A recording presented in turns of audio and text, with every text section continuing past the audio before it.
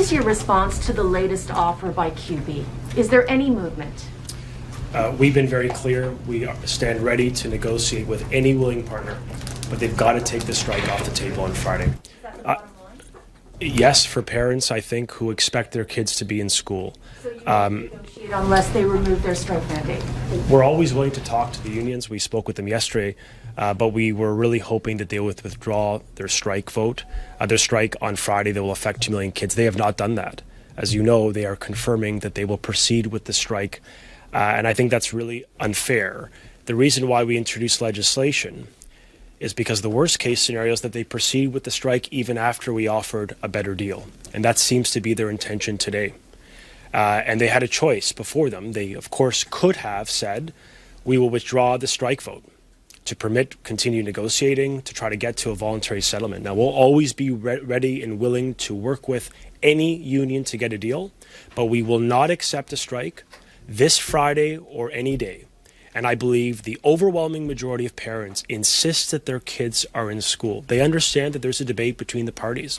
They don't think their kids should be the casualty, and I frankly agree. This legislation you're ramming. Minister, are you really going to find individual members $4,000 each? Like, I mean, now we've got a situation where the school boards are shutting down the schools, right? So that members can't go into work even if they wanted to. Is there any fairness in the $4,000? Well, look, we really hope that the penalty elements of the legislation will not have to be used. My hope is that common sense will prevail, that the union will do the reasonable act of withdrawing the threat of a strike that will impact millions of kids after an incredible disruption that has affected their lives.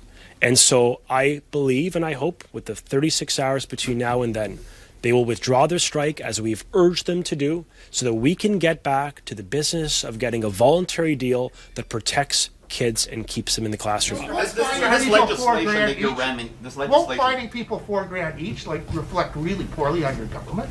Is that something that the optics that you want out in the public? I'm cognizant the back to work legislation has always included these types of provisions. What I also know is that what I think parents and the public are quite concerned about is the idea that there would be another strike after 2 years of a pandemic, after strikes that just happened 3 years ago in Ontario.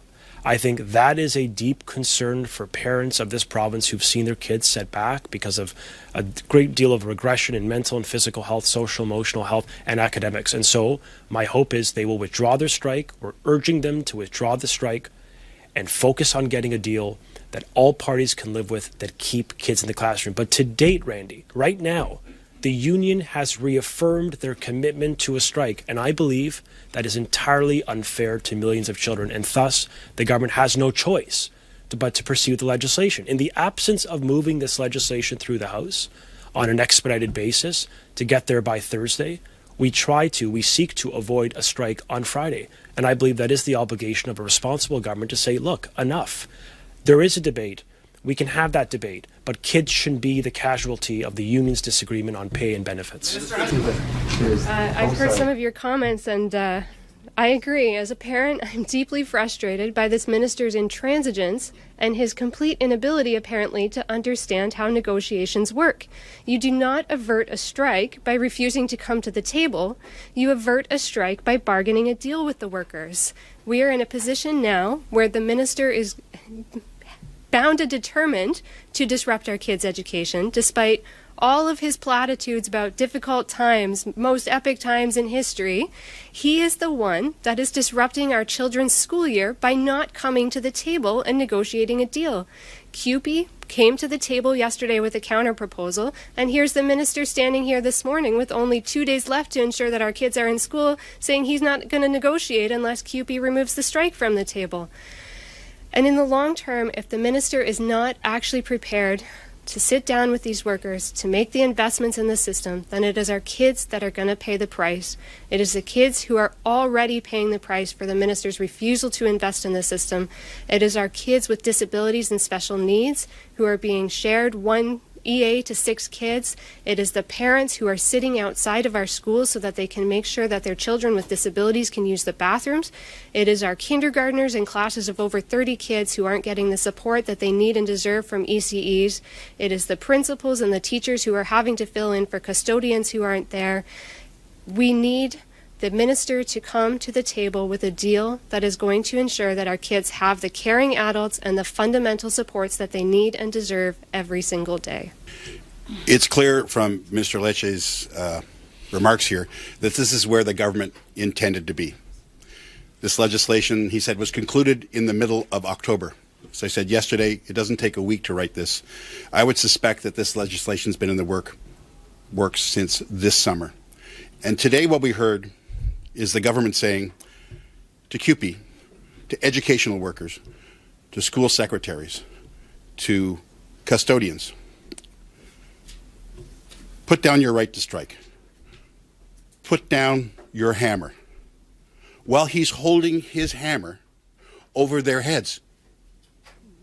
And he's not taking it down.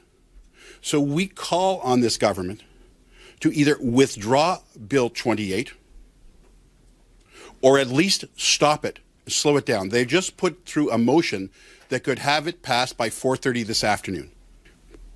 What the government should do, if they were bargaining in good faith, is say, we're going to take that away. We're going to slow down. Right? We're not going to hold, we're putting our hammer down too and negotiating. That's what they need to say. I'm still waiting to hear from the Speaker regarding my point of privilege, which is that the Minister of Education was out of line by coming here in this environment to assume that the legislation will pass before the votes have come in from all parties. I do think that the environment for bargaining has been extremely poisoned.